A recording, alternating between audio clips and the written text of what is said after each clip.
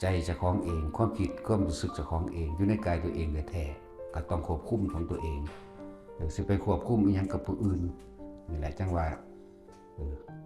กายใจเจ้าของแท้ๆยังควบคุมยากแล้วสิ่งใดเฮาสิไปควบคุมผู้อื่นเฮ็ดหยังว่าการปฏิบัติทั้งหมดแล้วมันก็รวบรวมลงที่ว่าเฮ็ดให้ตัวเองหลุดพ้นจากการเกิดอันเกิดจากความคิดอันเกิดจากความยึดมั่นถือมั่นอันเกิดจากตัณหาฉะนั้นจุดใหญ่มาเลยควบคุมความคิดเจ้าของเลยให้มันอยู่ในกายเจ้าของนั่นแหละใจผู้อื่นอยู่ในกายผู้อื่นเขาจะไปควบคุมมันได้จังไดเขาบ่ป่วยแทนเขาได้เขาบ่รับรู้ความรู้สึกเจ็บปวดแทนเขาได้เขาบ่ไข้บ่หนาวแทนเขาได้เด้แล้วเขาบ่นุ่มแทนเขาได้อีก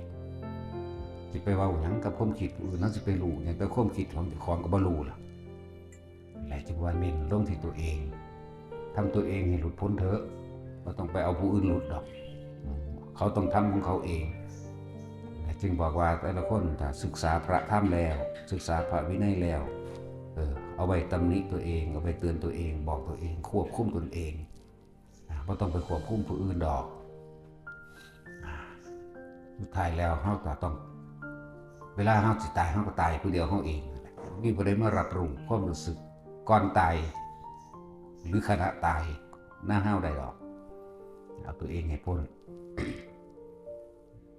นี่มองเดียวที่สิบ่ทุกข์คือนิพพานนอกนั้นทุกข์เบิด